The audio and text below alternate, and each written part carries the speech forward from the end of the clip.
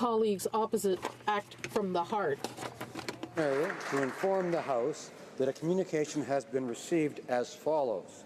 May 18, 2017, Mr. Speaker, I have the honour to inform you that Ms. Patricia Jatton, Deputy Secretary to the Governor-General, in her capacity as Deputy of the Governor-General, signified royal assent by written declaration to the bill listed in the schedule to this letter on the 18th day of May 2017 at 10:32 a.m.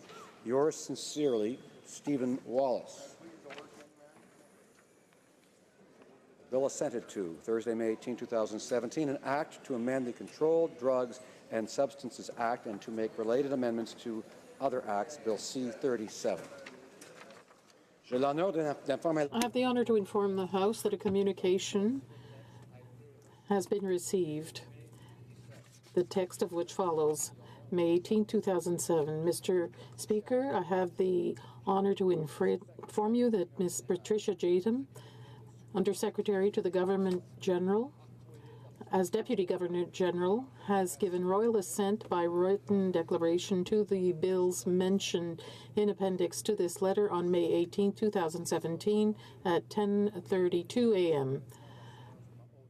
Yours very truly, Stephen Wallace.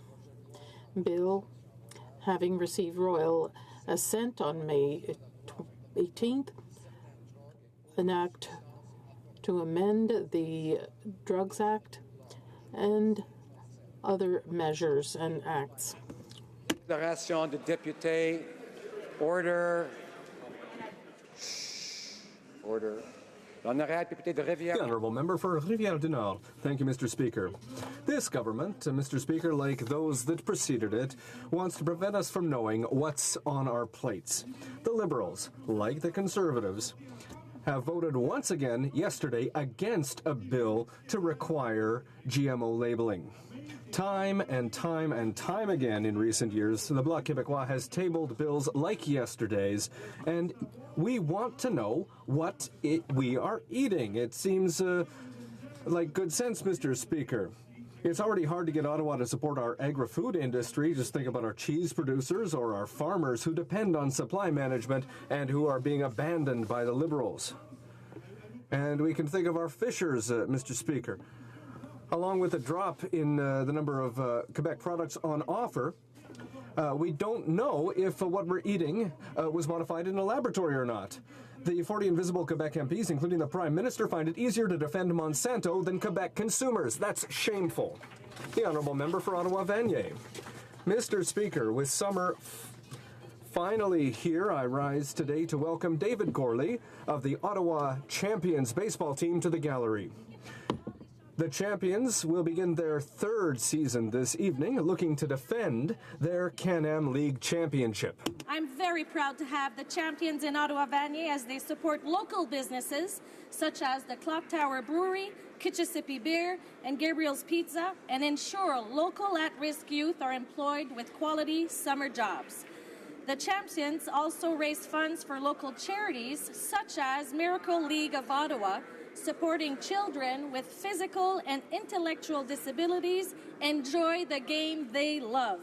Les Champions. The Champions are organizing 2 international series this season, including a special Canada Day game and Ottawa's first professional all-star ball game. Mr. Speaker, I urge you all colleagues in this place to join me and cheer Go Champs Go.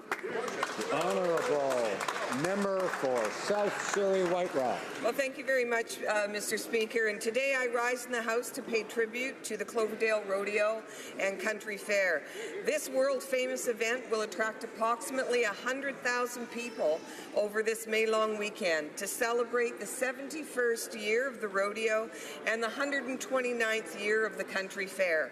Attendees will witness world-class rodeo athletes and compete for over $300,000 in prize money in bareback, saddle bronc, bull riding, and ladies barrel racing.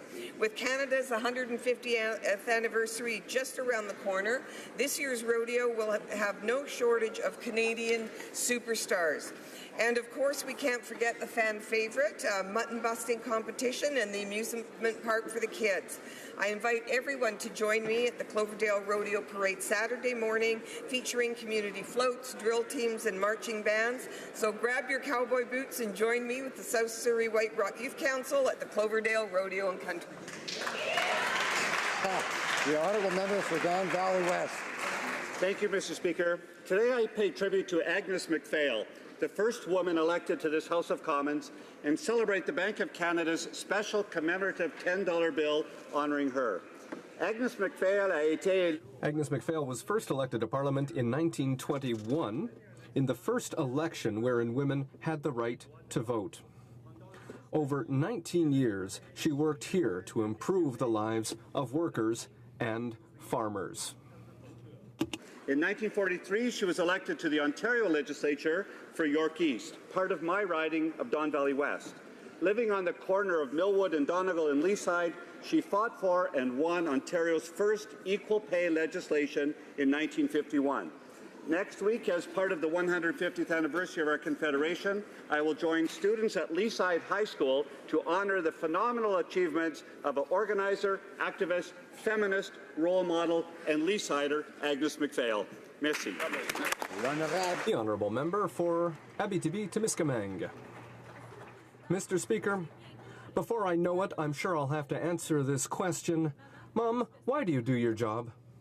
Well, I could say, Mom does her work here so that you, my daughter, and your friends can have a better, more hopeful future. I want you and all the other little girls around the world to have the same opportunities as the boys. I want all Indigenous children to have access to as good an education as you do. I want you to be able to fish in our lakes without being afraid to eat the fish. When the time comes for you to choose a job, I want you to have access to good jobs so that your future is secure. When you leave home, I want you to be able to find affordable housing. When you have children of your own, I want you to be able to give them a good life.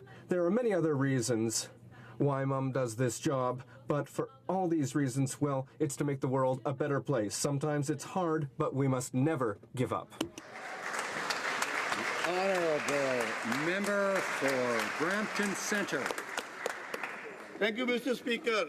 Every year at the onset of monsoon, Tiya festival is celebrated by women with their maternal kith and kin.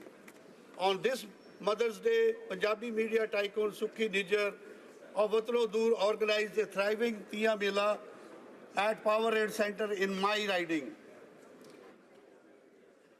At Powerade Centre, more than 7,000 only women of all different ages in traditional costumes came up to demonstrate that mothers are the pillar and strength in the family. Sukhi Nijjar, congratulations to you on your vision and success. Mr. Speaker, be content and have a smile on your face, even if you are having a bad day, says 106-year-old supercentenarian mother of all seasons, Dorothy Gardner. I'm lucky to have you, Dorothy, in my riding. Keep on walking. Thank you, Mr. Speaker. Honourable member for Markham Unionville. Thank you, Mr. Speaker. I rise today to pay tribute to a brilliant young man from my riding of Markham Unionville. Aidan Aird is the founder of 2 non-for-profit organizations and has won many top awards at the Canada-wide Science Fair. Aidan has received 2 global distinctions from his charity and science-related work. More notably, in 2016, Aidan was celebrated as the 360 Volunteer of the Year for his effort to support homeless teens in York region. Most recently, Aidan was awarded a STEAM Horizon Award of $25,000 scholarship as well as $100,000 Schulich Leader Scholarship from the University of Toronto. Aidan will be attending U of T Prestige Engineering Science Program and plans to major in aerospace. To Aidan Aird and his incredible family, Markham Unionville and Canada are proud of you. Congratulations. Hear, hear. The honourable member for Marc-Aurèle-Fortin. Mr. Speaker, like many communities across Quebec and Canada, Laval has been hard hit by spring flooding. On my visits to affected areas, I've seen how the sense of duty of our armed forces shines through in these terrible times. I also felt that same sense of duty when I was part of the Canadian delegation in France to commemorate the 100th anniversary of the Battle of Vimy Ridge. The united strength of our soldiers is still alive today, and we see it as they come together to help our fellow citizens. Mr. Speaker, I will be with my constituents next weekend for the Grande Corvée Citoyenne cleanup in Laval. Please join us as we take inspiration from the solidarity and resilience of the members of our armed forces. Thank you. The honourable member for Oakville North Burlington. Mr. Speaker, the work of reconciliation with our Indigenous peoples is one of the most critical issues facing Canada today. In my riding of Oakville North Burlington, I recently hosted a free screening of We Were Children. The film portrays the profound impact of residential schools and forces us to take a long, painful look at our nation's past. After the movie, we had an emotional panel discussion led by three very special guests, Sherry Seville, Stephen Paquette, and Elijah Williams, who shared their own journey of reconciliation. I also recently had the pleasure of announcing funding for Conservation Halton's restoration of one of the longhouses at Crawford Lake, a truly special place where Halton residents learn about our Indigenous people. In the coming weeks, I'll be hosting my youth council there to take part in a blanket exercise. In my community, we will continue to seize the opportunity of Canada's 150th to support each other along the path of truth and reconciliation with our Indigenous brothers and sisters. Thank you, Mr. Speaker. Honourable member for Edmonton Griesbach. Mr. Speaker, today is the 73rd anniversary of the Soviet regime's brutal deportation of the Crimean Tatars. On May 18, 1944, Soviet forces ripped Crimean Tatars from their homes. They packed them onto cattle cars and they sent them on a long, dark journey to Central Asia. Thousands died. It was an attempt to eradicate a small nation from the very face of the earth. In other words, it was genocide. Today, Crimean Tatars face renewed peril at the hands of Vladimir Putin's illegal occupation. Once again, they face attacks on their freedom of speech, their faith, and in many cases, their lives. The same evil ideology is at play in the Soviet regime's attempt to destroy the Crimean Tatars and in modern-day Russia's theft of Crimea from Ukraine. This Liberal government must do more to stop this Russian aggression. Honourable member for St. John's South Mount Pearl. Mr. Speaker, 2 weeks ago, students from all across Newfoundland and Labrador competed in the MATE underwater remotely operated vehicle competition at the Marine Institute in St. John's. And I stand today to recognize the outstanding achievements of O'Donnell High School and Mount Pearl Senior High School, who finished first and second in the competition, respectively. The competition between the two schools from my riding was a nail-biter, with the teams finishing less than 1 point apart. Next month, the two schools and a team from Memorial University will travel to the International Mate Competition in Long Beach, California, to compete against teams from all around the world. Teams from 10 countries will be competing against our two teams from Mount Pearl, Newfoundland. Mr. Speaker, this is yet another example of people from my province punching robotically well above their weight. The Honourable member for Charleswood, St. James, Assiniboia, Headingley. Thank you, Mr. Speaker. As the Member of Parliament for Charleswood, St. James, Assiniboia, Headingley, it is my pleasure to extend greetings and a warm welcome to all participating and attending the 2017 Manito Abbey Festival in Winnipeg, Manitoba. Named after one of the most important traditional Indigenous gathering sites in Turtle Island, the Manitoba Abbey Festival brings together people from across Canada and from around the world to experience the very best in Indigenous music, art, and culture. Starting with the lighting of the sacred fire, this wonderful celebration offers all Canadians the opportunity to honor and develop a deeper understanding of Indigenous culture and heritage and celebrate its importance in Canada's multicultural mosaic. If you have asked yourself what you can do in this time of reconciliation and healing, consider this your official invitation to Manito Abbey. I wish to commend everyone involved in making this event such a significant success. My best wishes for an enjoyable and memorable festival for all. Thank you, Mr. Speaker. The Honourable Member for Portage-Lisgar. Mr. Speaker, I rise today to pay tribute to Dan Jorgensen. Dan loved adventure, and after his retirement, he spent his time enjoying the thrill of rushing water, riding his motorcycle, and jumping out of planes. He was doing what he loved last week, kayaking in Manitoba, when he lost his life. Dan was the kind of person who stood up for what was right, even if it wasn't easy. As a police officer, he uncovered suppressed evidence during a murder trial, which led to the resignation of a number of senior officers and justice being served. Dan earned the trust and admiration of many and went on to become the chief of police in Kenora. Danny, as his family knows him, is also my cousin. Danny always had a big story and a strong opinion, and he had a knack for never being at a loss for words. Danny brought energy and passion to everything he did, including his efforts to help the homeless and less fortunate in the Kenora region. Danny loved his family and his community, and his passing leaves a big hole in that community and in our family. Danny Jorgensen, you will be missed.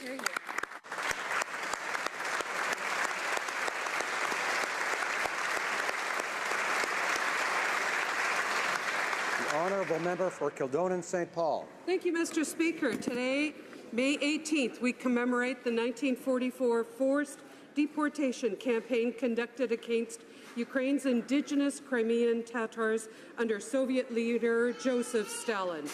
There are still people alive today who remember the day when the entire population of Tatars were given 30 minutes notice to leave. Most would never see their homes again.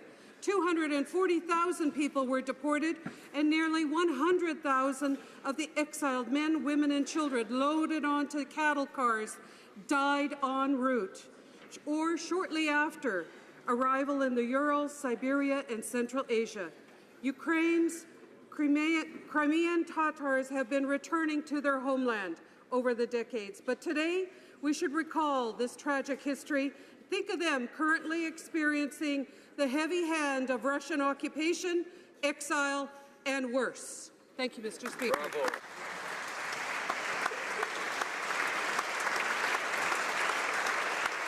The Honourable Member for Essex. Mr. Speaker, I'm so proud of the many wineries in my region of Essex. From planting to processing to retail, our local wineries create a complete supply chain and a distinct brand for our regional agriculture, tourism, and retail sectors. I was disappointed to see the Liberals' budget unfairly target wineries with a 2% increase to the excise tax that will be tied to the Consumer Price Index. Wineries in Essex are small businesses, and the Liberals still have not fulfilled their election promise to reduce the small business tax rate. The jobs created by wineries are rooted to the community by the very vines that grow in the fields in Essex. Our fertile soil, mild temperatures, and longer growing season are all key components to the stellar wineries from Alexander, D'Angelo, Black Bear, Colio, Mastronardi, North 42 Degrees, Sprucewood Shores, Crew, Cooper's Hawk, Meshedre, Oxley, Viewpoint, Peely Island, just to name a few of the more than 20 wineries in Essex. I call on the government to help create the next generation of specialists, to keep them on the land and on family farms to help this sector grow and thrive, just like grapes on the vine. The Honourable Member for Chatham, Kent. Mr. Speaker, since the failed coup attempt in Turkey on July 15, 2016, allegations state 180 media outlets have been shut down, 120 journalists have been arrested, over 3,500 judges and prosecutors dismissed, and over 27,000 people have been arrested and detained in Turkey. Even a Canadian was arrested for tweeting negative comments about the president and is awaiting an appeal from the courts. Reports from the Kurdish province speak of persecution, elected officials jailed, and the list goes on and on. Last week, I met with Turkish Canadians who told me that the long arm of the Turkish government is reaching foreign soil. They introduced me to a wife whose husband was arrested in Saudi Arabia and is now being held in a Turkish jail. One of the many stories we hear of people who are crying out to the rest of the world for help and are increasingly being isolated and left on their own. We must call on the Turkish government to answer these allegations and hold them accountable for their actions by standing up for those who have been ignored. Thank you. The Honourable Member for Scarborough Rouge Park. Mr. Speaker, 8 years ago today, the 26-year-old armed conflict ended in Sri Lanka, yet peace has not been achieved on the island. The scars of this war remain deep within the hearts of Tamils around the world as a result of over 100,000 lives lost the occupation of over 65,000 acres of land, the fate of Tamils who surrendered, the thousands of Tamils who were abducted by government and paramilitary forces, and the numerous Tamils who languish in prisons under the draconian Prevention of Terrorism Act. The Sri Lankan government stands accused of war crimes, crimes against humanity, and genocide. Human rights violations continue daily, with Tamils living in fear of the occupying military. Even today, they're barred by the state from mourning their loved ones. I met many of the victims last July during my visit to the island. They seek answers that can only come from a fair, independent, and internationally mandated process of accountability. Mr. Speaker, I want to reaffirm our commitment to seek truth, justice, accountability, and peace. Thank you.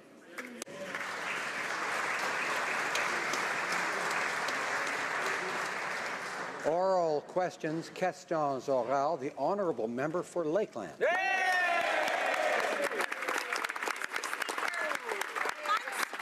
Liberals claimed closing the Vegreville Immigration Office is to, quote, manage middle-class taxpayer dollars responsibly, and to, quote, spend tax dollars wisely, and to, quote, save money. But yesterday, Global News exposed all that was a massive Liberal deception. The facts reveal this cold-hearted decision will actually cost taxpayers millions. The minister can't fix his predecessor's mistake. Will he reverse it now? The Honourable Minister of Public Safety. Mr. Speaker, sadly, about 20% of available positions at the current location are vacant. The move will address the staffing challenge and allow for an expansion of immigration operations and create additional jobs for Alberta. In fact, the new centre will accommodate 312 employees and will effectively double the capacity of the existing system. We recognize the relocation has an impact upon staff and family, and we will continue to make every effort to minimize those impacts. Order.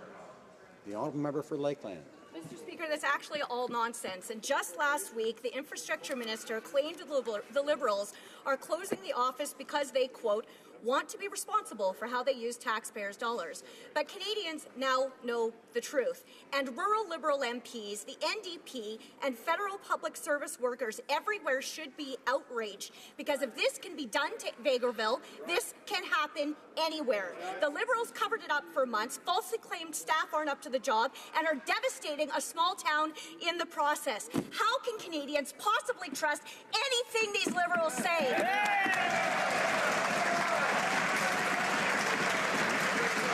The Honourable Minister of Public Safety. Mr. Speaker, the decisions relate to expanding the capacity of the immigration system in Alberta. It's about growth. That's the issue at stake here. At the present location, there's a Order. The idea of question period is not for everyone to talk at the same time. It's to have questions and people to listen to the question, and people that give answers and people to listen to the answers, whether they like them or not, whether they're satisfied with them or not. The deal is that we listen. The Honourable Minister of Public Safety has the floor. Thank you, Mr. Speaker. The immigration issues in Alberta are all about growth and expansion. The difficult reality at the present location is a 20% staff vacancy rate. The new location will help expand capacity, improve recruitment, shorten wait times, and upgrade services in and for the province of Alberta. The new jobs will be created, and every current employee will be guaranteed a job at that new location about an hour away. The Honourable Member for Lakeland. Mr. Speaker, this is about the 8th different excuse in the last 7 months about why this is happening. But let's be clear about what is happening. The minister is spending millions of tax dollars to shut this office down in a small town represented by a Conservative and moving jobs to a vulnerable Liberal riding. It's unbelievable. My constituents shouldn't have to pay for it, and neither should taxpayers. Exactly. The Liberals aren't saving money. They're wasting millions, and they're attacking rural Canadians like always. How can this minister live with himself? The Honourable Minister of Public Safety. Mr. Speaker, growth presents challenges. And the fact of the matter is with the growing population in Alberta and the growing attraction to Alberta of new immigrants wanting to go to that part of the country, immigration services in and for the province of Alberta need to be expanded. That expansion, Mr. Speaker, is best accomplished in the new location where the number of employees will increase to 312 and the overall capacity of the system will in fact be able to accommodate the growth expected into the province of Alberta. Order. The honourable member for Louis Saint Laurent. Mr. Speaker, it's unfortunate to see such an experienced MP to say something as unacceptable as he just did, but it's not just the people in Vegreville who are suffering in Canada. All of the Canadians who work from coast to coast are seeing that the government is digging into their pockets. They abolished a tax credit for school supplies, sports activities, for children's arts. This government has increased taxes on liquor, beer, and wine. Why is this Liberal government so greedy for what's in taxpayers' wallets? The Honourable President of the Treasury Board. Mr. Speaker, we cut taxes for the middle class. We've invested significantly into infrastructure for communities.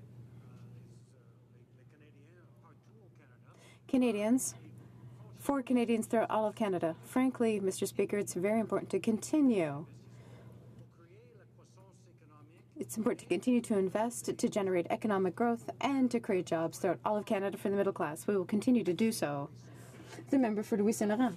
Mr. Speaker, what we've observed with this government is that it's continuing to cut into tax credits for Canadians. Who would have believed that one day the Liberal government was going to cut the public transit tax credit? The Liberal government did it.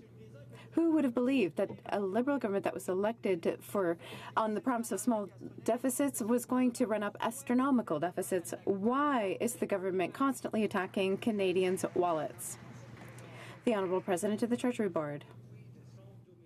Since December 2015, the unemployment rate has gone down in Canada, going from 7.1%. We've created 250,000 jobs in the last 6 months. Our plan is working well. And that's why we need to continue to invest as we have and create jobs for the middle class. Do what's fair for all Canadian families. Our tax measures benefit those who need the help the most. Honorable député d'Outremont. The honourable member for Outremont. The Liberal parliamentary leader gets up every day to defend the ethics scandals of her own boss. How can the Liberal parliamentary leader have the credibility needed to choose the next ethics commissioner, who will, very likely, continue to investigate her boss? If the Prime Minister felt the need to step back from this decision, why doesn't she? The Honourable Government House Leader. We have implemented a new process for appointments that is open, transparent, and merit-based.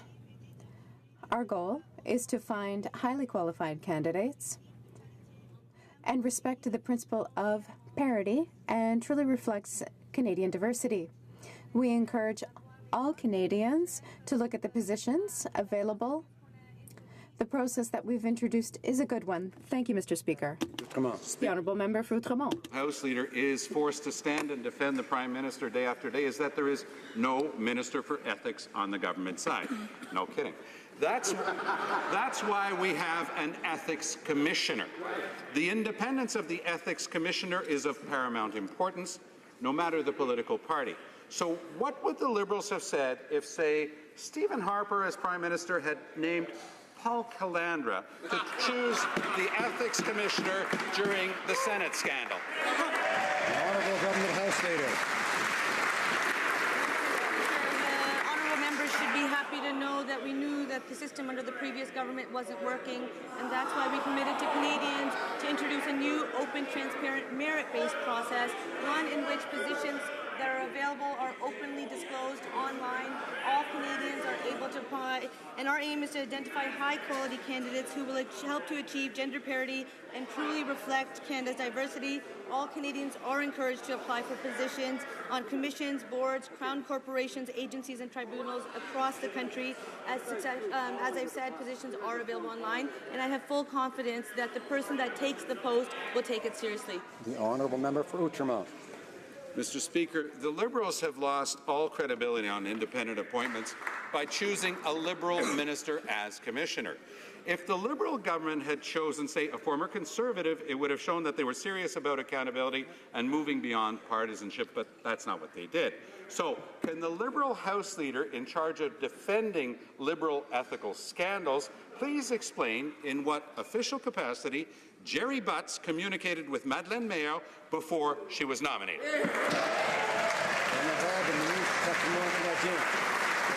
The Honourable Minister of Canadian Heritage. And the importance of the Official Languages Commissioner, of course, in the office of the Official Languages Commissioner and the protection and promotion of official languages.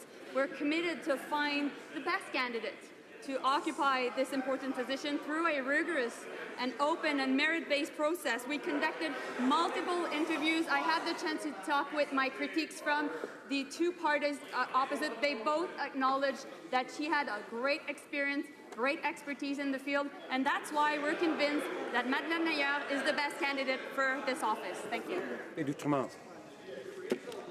It's not about Madeleine Mayer's integrity or her experience. It's about a fake consultation process.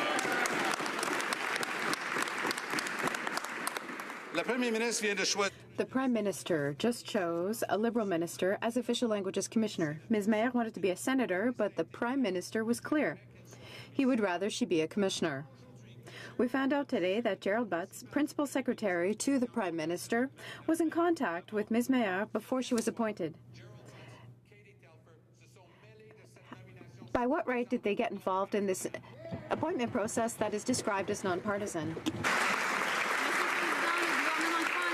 Mr. Speaker, given the importance of the Official Languages Commissioner's position when it comes to protecting and promoting official languages, which we have mentioned several times, we are persuaded that we have found the best candidate after going through a rigorous, open, merit-based process.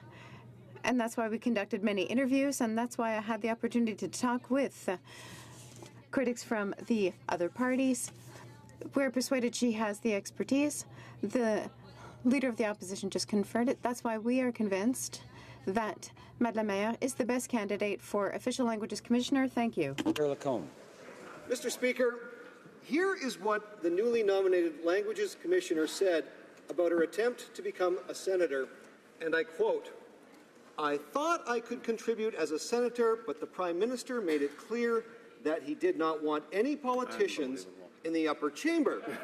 So if the Prime Minister says that his nominee is a politician and she agrees, then why is he appointing her to a position that is, by law, nonpartisan? Honourable Minister of Canadian Heritage.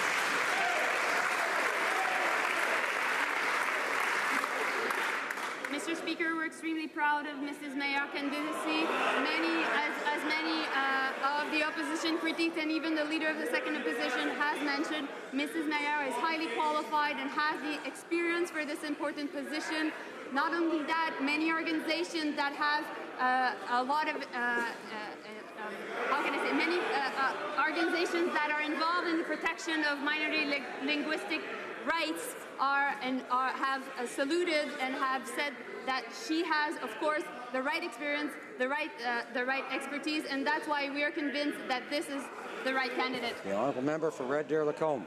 Order. So, Mr. Speaker, so let's get this straight. After retiring from her Liberal cabinet post, she went to the Liberal Prime Minister's Principal Secretary to request a Liberal patronage position. Gerald Butts, the Prime Minister's top political advisor, told her she was too political to be a senator, but instead he offered her a job that is, by its very definition, non-political. So how is it that everyone can see this massive conflict of interest except the Liberal Prime Minister? Liberal Minister of Canadian Heritage.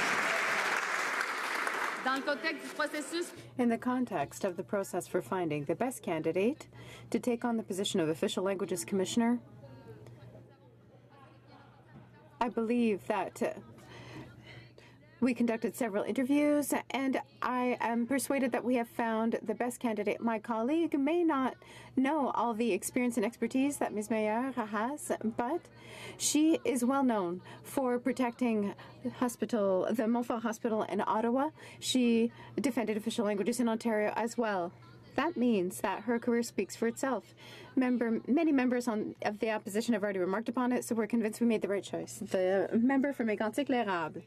When the Liberal Party was elected in 2015, Liberals throughout Canada started to dream, not about public finances or the middle class, but about the benefits they would be able to gain.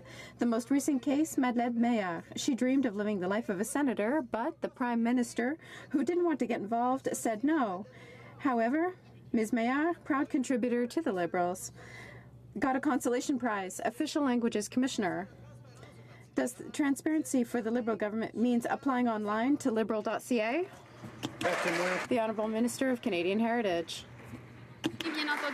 I've already mentioned that our government believes in the importance of Official Languages Commissioner in order to protect and promote official languages and linguistic duality.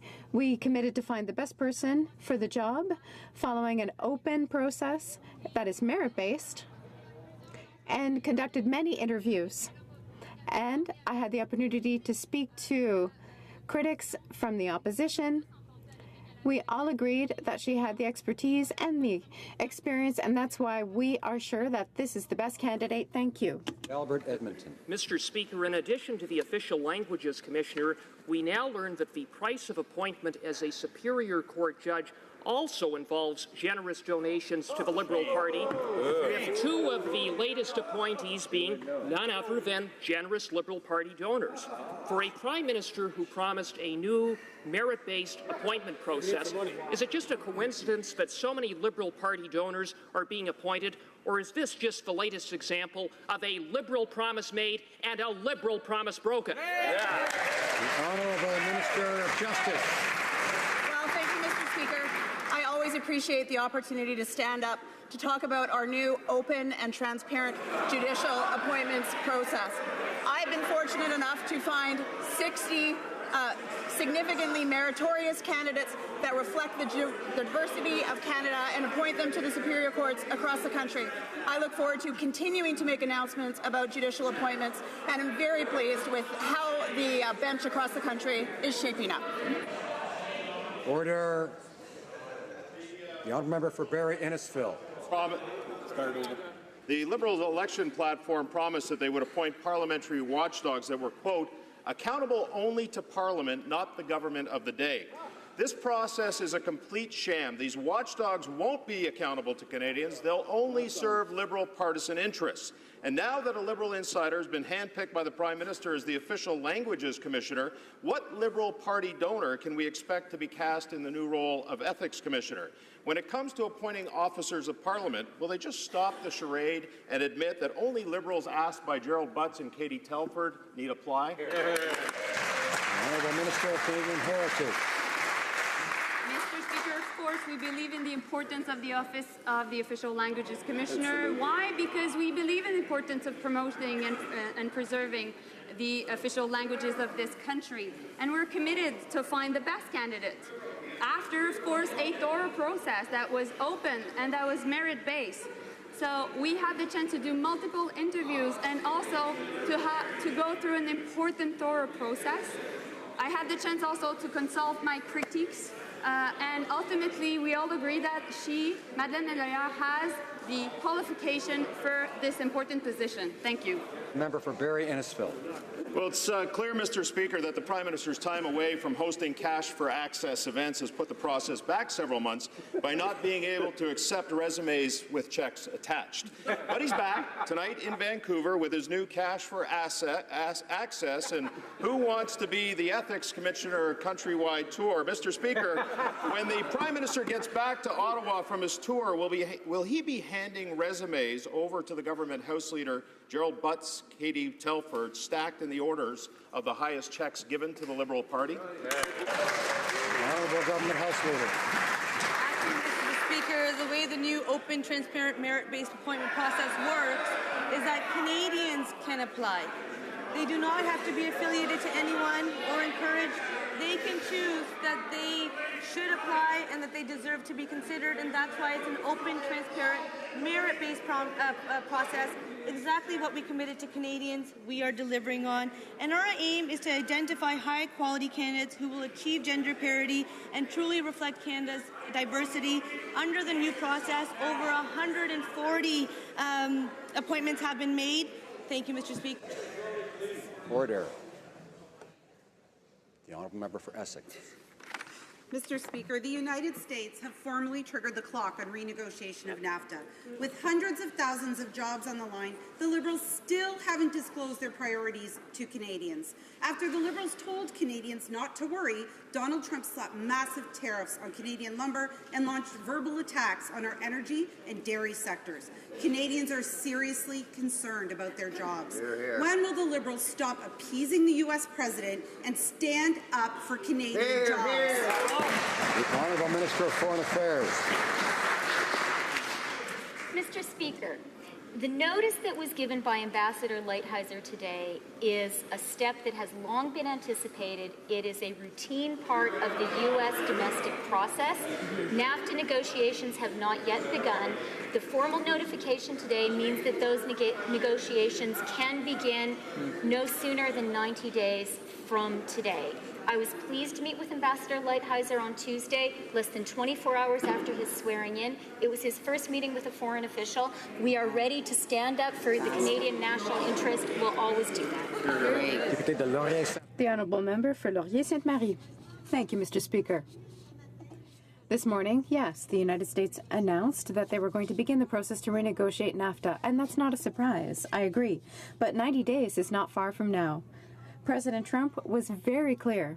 He intends to protect both jobs and industries in the U.S. We need a government that stands up to defend our industries and our jobs. How can Canadians trust this government when it's not even ready to talk about the priorities it will defend during renegotiation? The Honourable Minister of Foreign Affairs. As I already said, in English, Mr. Speaker, today, this is a technical process, a technical step in the process, which we had anticipated for some time. We recognize that trade agreements need to progress in order to protect the economy. I wish to emphasize that we are going to defend our national interests and Canadian values, always with pride. And Carleton. Mr. Speaker, the government has told provinces that if they refuse to impose a carbon tax, the Liberals will impose it for them. Today, a technical document showed that the federal carbon tax will cost at least 11 cents a litre for consumers at the pumps, and of course thousands more for home heating, electricity, and groceries. Now the government claims that it's considering giving some of that money back to the people who will pay it. How will it be possible, though, Mr. Speaker, for those people to know if they're actually getting their money's worth when the government continues to hide the real cost to the average family of this federal carbon tax? Honourable Minister of Environment. Thank you, Mr. Speaker. Unlike the party opposite, Canadians know that polluting isn't free. We are seeing droughts, fires, and floods across the country, around the world, and it's impacting our human health. That's why we are working with the provinces and territories to put a price on pollution. 4 out of 5 Canadians already live in a jurisdiction where there's a price on pollution. And let me be perfectly clear. In the case that the federal plan has to apply because the province hasn't acted, revenues will go back to the province. Order. I'm having trouble hearing the answers. Order. I'm certainly having no trouble hearing the questions. I need to hear both.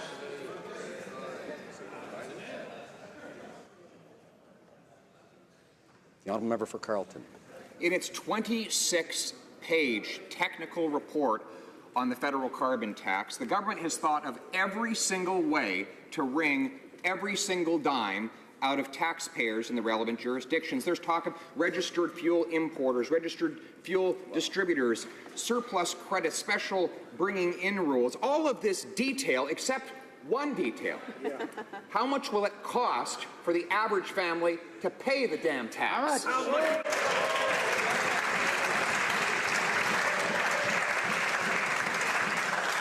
Order. I'm going to ask the honourable member to withdraw the word which he knows is unparliamentary. Would he do so now, please?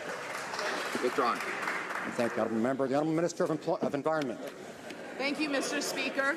4 out of 5 Canadians already live in a jurisdiction where there's a price on pollution through the leadership of the provinces and territories. We appreciate that. We're working with the provinces and territories because, once again, unlike the party opposite, we know that polluting isn't free. We know that climate change is real. We know that acting on climate change will not only ensure a more sustainable future for our kids and grandkids, it will produce innovation and it will create good jobs because we are going to have the solutions of today and tomorrow. The Honourable Member for Richmond, Arthabaska. Mr. Speaker, results for the Liberals' first year since the election: 30,000 full-time jobs lost and a $30 billion deficit that is increasing day after day. The Liberal plan to take on debt and put it on the backs of our children and grandchildren and tax Canadian families is just not working. Mr. Speaker, the Liberal government is stubbornly implementing a carbon tax that will put families further into debt. When are they finally going to give a break to Canadians so that they can breathe a little? The Honourable Minister of the Environment. Thank you, Mr. Speaker. I want Canadians to be able to breathe, and that is why we have a pan-Canadian climate change plan. That's why we put a price on pollution. We believe the effects of climate change are very real, and we are going to work with provinces and territories, including Quebec, which already has put a price on carbon, because that's what we need to do for our children and grandchildren, and that will lead to a cleaner economy. Lampton. Mr. Speaker, global refineries in my riding may move their operations and jobs elsewhere. 2 levels of carbon tax in Ontario will force these jobs to the U.S., but won't reduce their carbon footprint. This carbon tax has already killed plant expansions, causing them to be built in the U.S., and it will hurt small business. Why does the Environment Minister want to kill more jobs in Ontario? The Honourable Minister of Environment. Thank you, Mr. Speaker. I'm very pleased that through the leadership of the Ontario government, there is a price on pollution in Ontario. In fact, there's a price on pollution in provinces across the country. I was actually very pleased. Order. Members in all parties, most members in all parties, are able to sit through a question period and hear things they don't like without reacting, as difficult as it might be at any time, to a question or an answer. And I'd ask others who have difficulty with that to try to restrain themselves. The Honourable Minister of Environment has 20 seconds. I don't understand why the party opposite is against innovation and good jobs. In fact, I just tried a minivan made in Windsor, the first electric hybrid minivan. It will reduce emissions. It will cost less money for consumers, and it's creating good jobs in Canada. That's the innovation we want. That's the future we want for our kids. I'd ask the member for Foothills not to heckle throughout the answer, and a few others as well. The Honourable Member for Sherbrooke. Mr. Speaker, another bit of news in the KPMG affair. Here we have a camouflage operation at the CRA. We found out that correspondence between KPMG and the CRA had completely disappeared. Poof, as if by magic. No files on KPMG. Instead of endlessly repeating what's written on her cue cards, could the minister tell us where her correspondence is? If she can't find the right cue card, can she tell us where the compromising correspondence is? The Honourable Minister of National Revenue.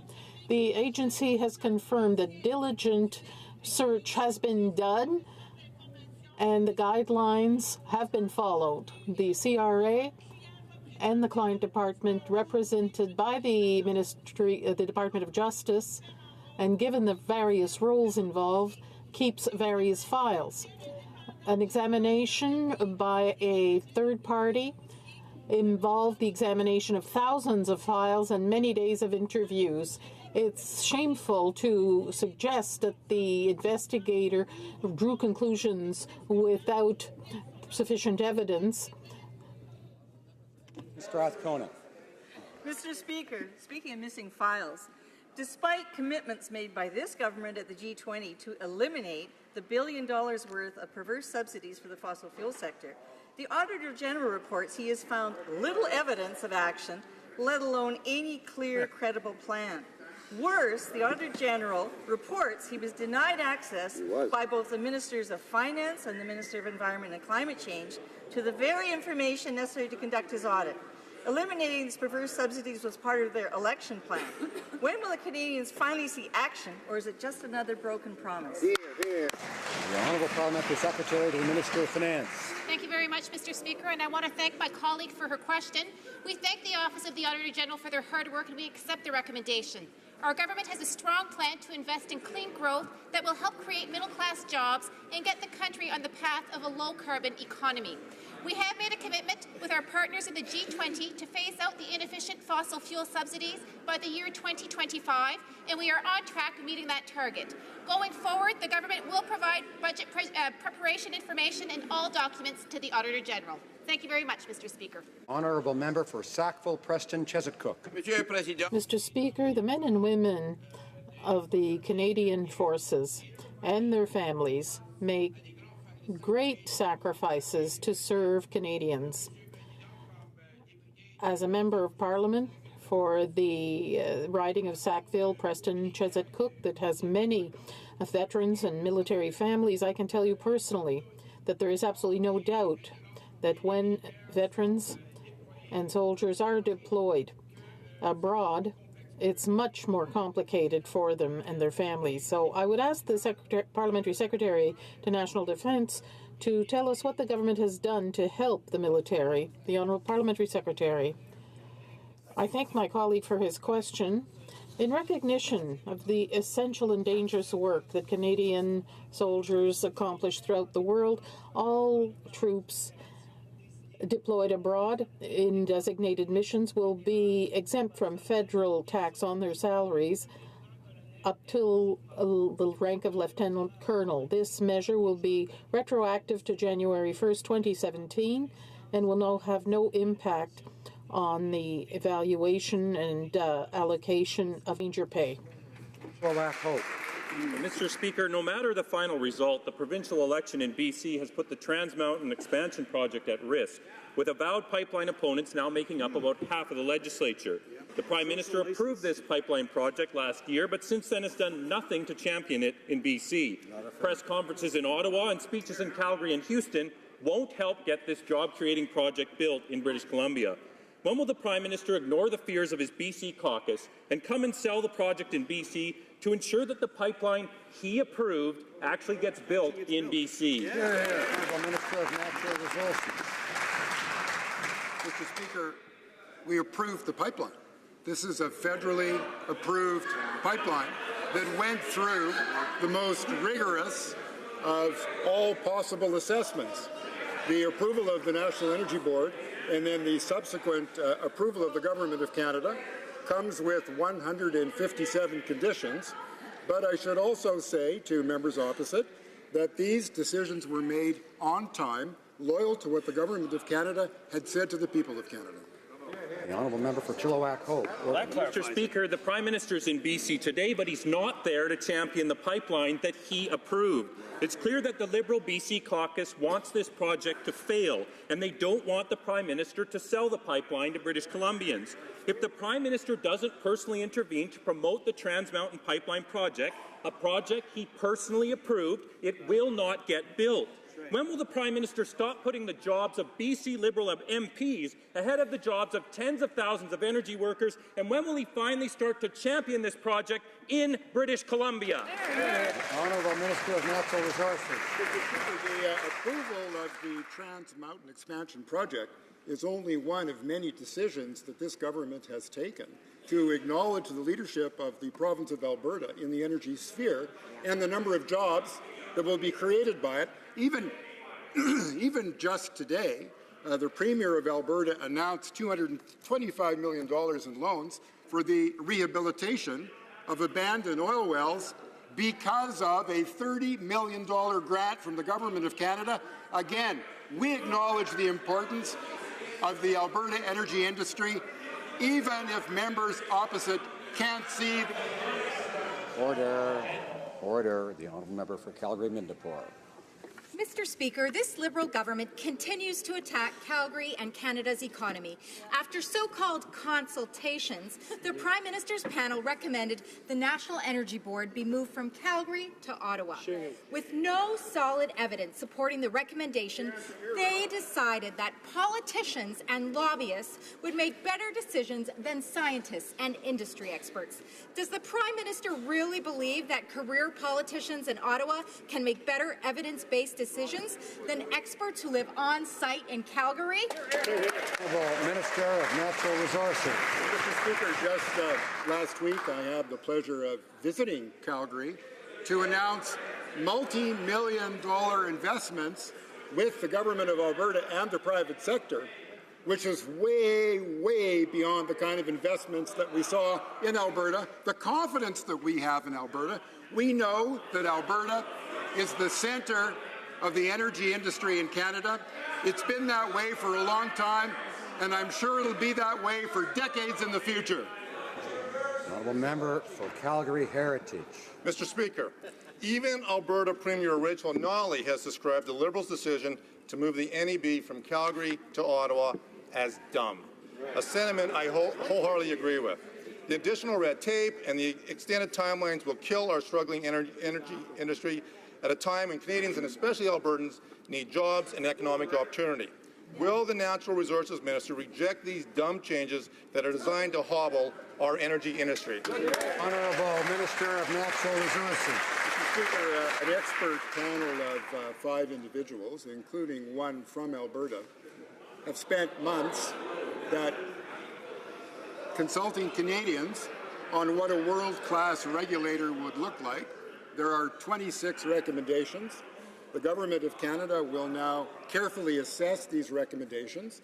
And as I said a moment ago, Alberta has been a leader in the energy sector for Canada for decades, and I see that not only will maintain the status quo, but it will grow. We have confidence in the energy environment in Alberta. The honourable member for Vancouver Kingsway. Mr. Speaker, the government convened a panel to revise Canada's guidelines on opioid prescription. This is an important step to address the overdose crisis. But now we learn that one of the members of that panel was a paid advisor for pharmaceutical companies, including Purdue, a major opioid producer. Wow. Given the record of misrepresentation by the drug industry that fed this crisis, how did the government allow an individual with a clear conflict of interest to help draft new prescription guidelines? Honourable Minister of Health. I thank the honourable member for raising this issue. I indeed was concerned when I heard these allegations of potential conflict of interest. As a result, I want to make sure that the guidelines will have the confidence of physicians and other prescribers who expect to use them. I have asked the Associated University to do a thorough investigation of what took place and to report back to me. I have also asked the Canadian Institutes of Health Information to convene a meeting to have experts advise as to the acceptability of the guidelines and whether or not they indeed will have the confidence of those for whom they have been written. I will report back further to the public as necessary. The member for London Fanshawe.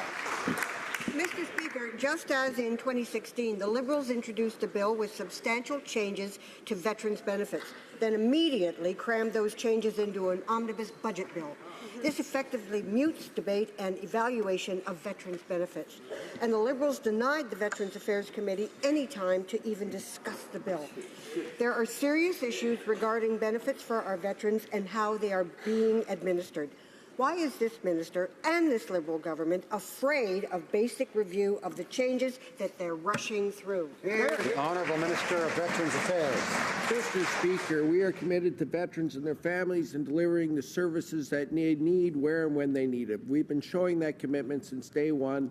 of our election by improving financial benefits, by improving access to services, and in fact followed up on that commitment in Budget 2017. Of course, I'm very proud of the fact we will be opening a Centre of Excellence on PTSD and mental health issues to better support veterans and their families. We're moving forward in a positive direction, and we will continue doing this throughout the rest of our mandate.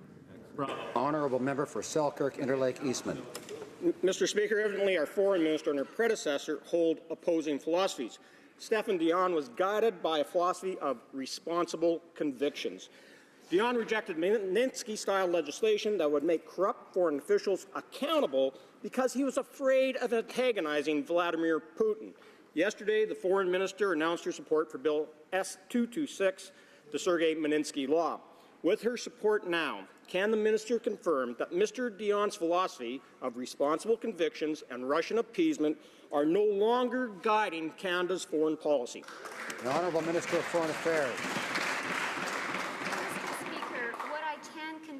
Is that I have the highest regard for Stéphane Dion. He is a legendary Canadian public servant. He is one of the Canadians who deserves credit for keeping our country together at a moment of great peril, and all Canadians owe him a tremendous debt for that.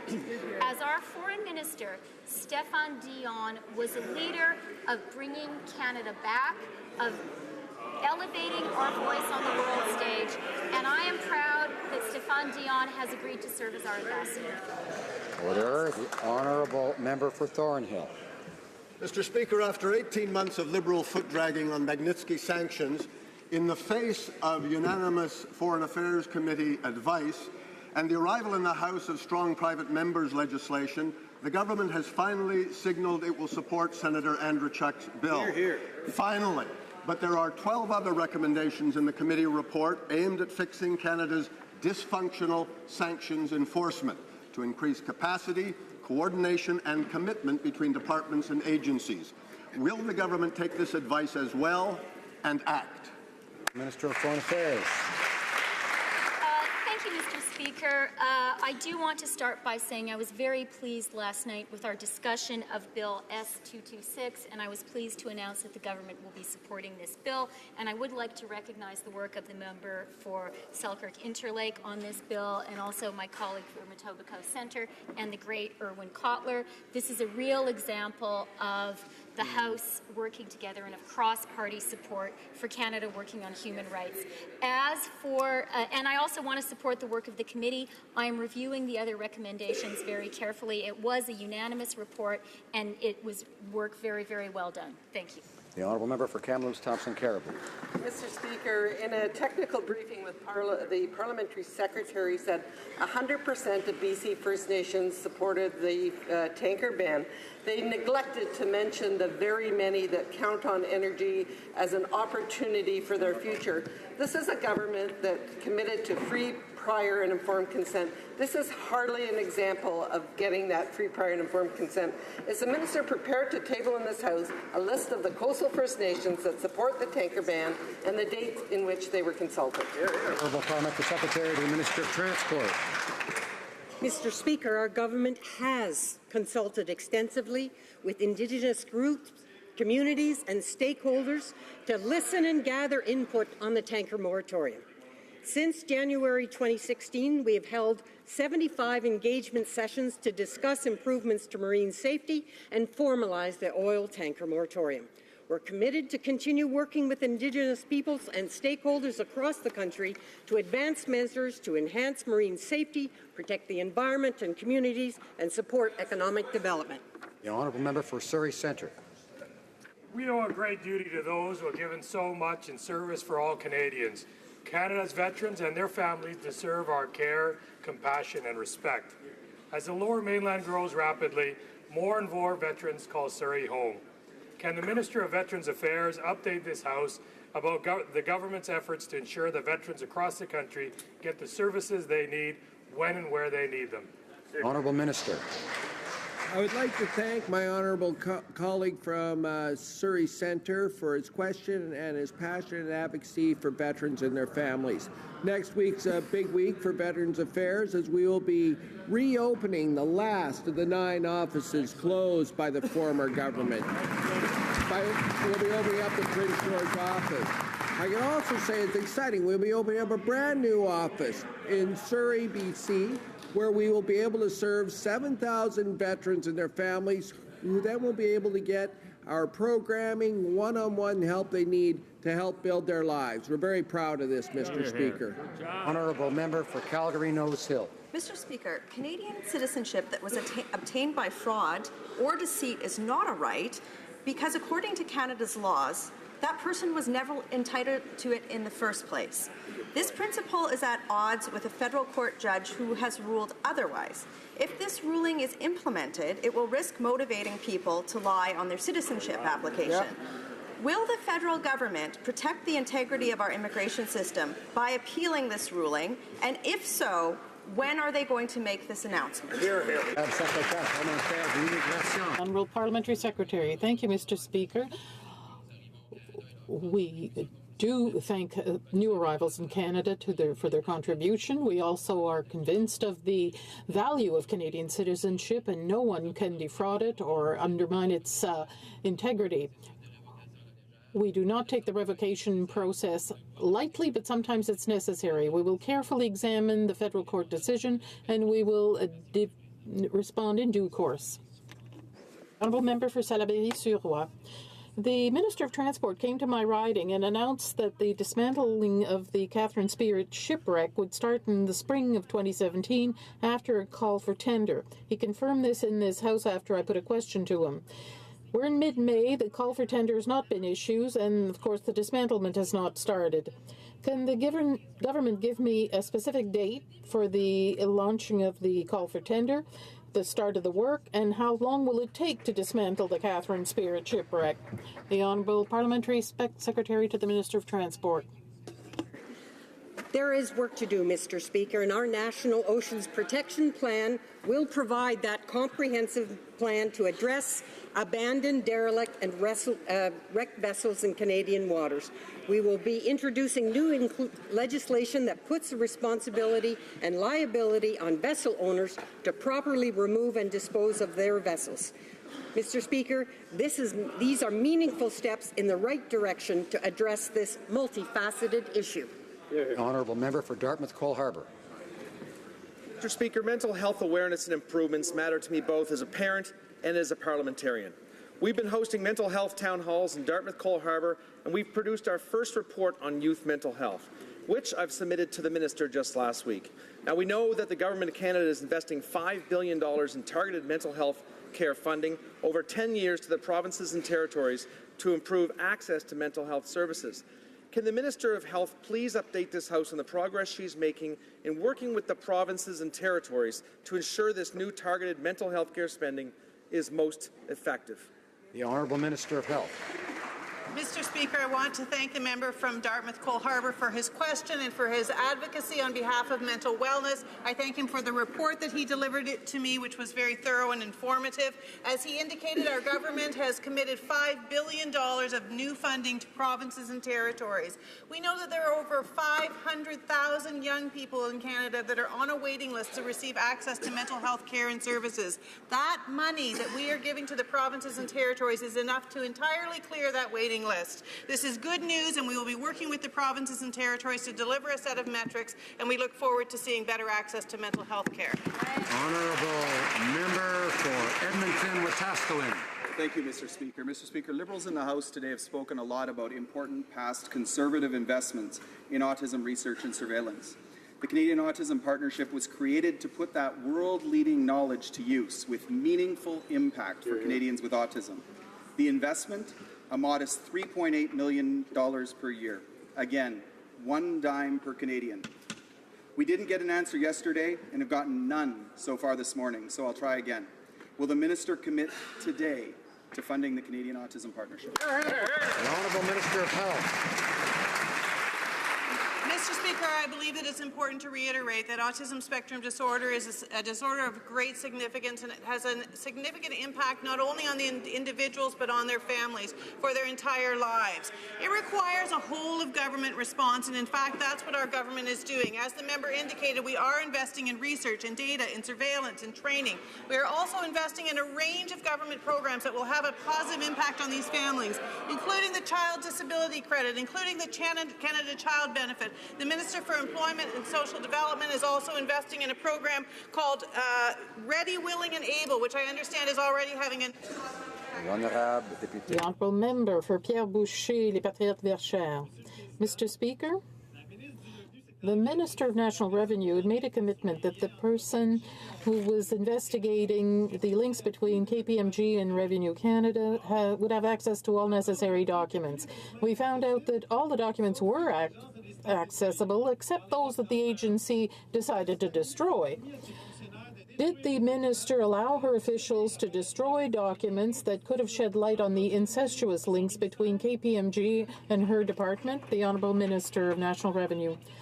I'd like to set the record straight, Mr. Speaker. Our government believes in tax fairness, where all Canadians pay their fair share and are treated fairly by the tax system.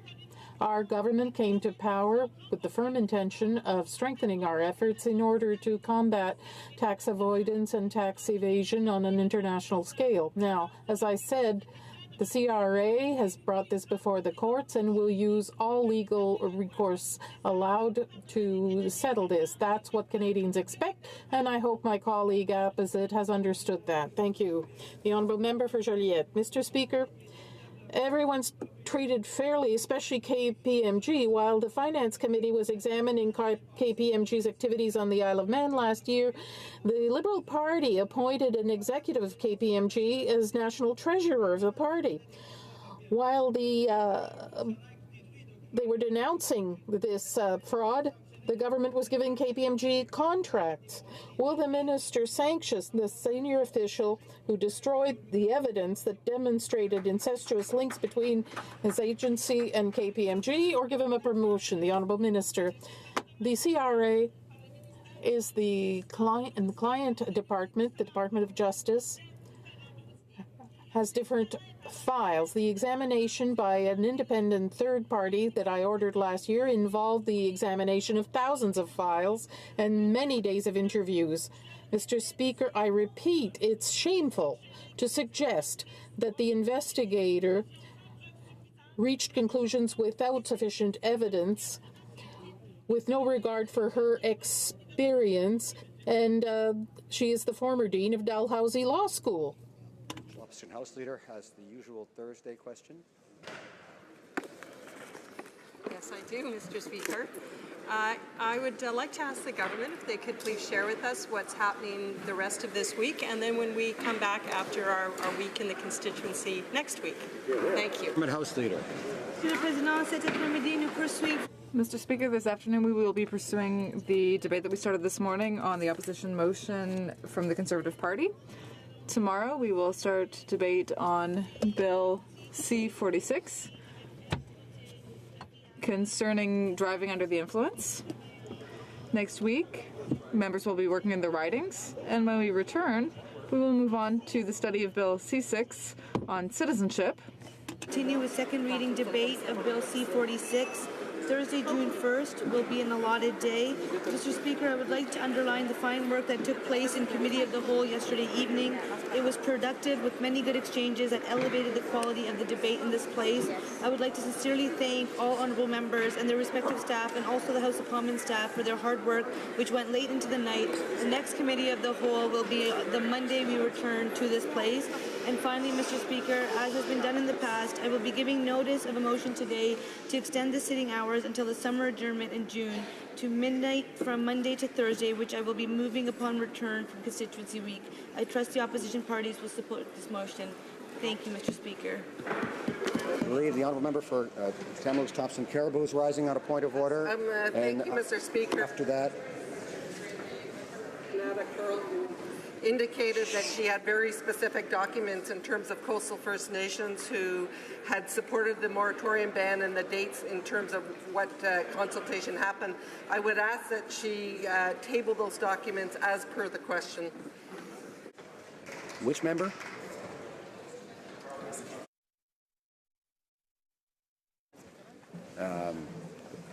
I don't see the Honourable Parliamentary Secretary to the Minister of Transport rising to table documents. No, I gather she's not going to table those documents. The Honourable Member for Rivière-du-Nord on a point of order. Yes, point of order.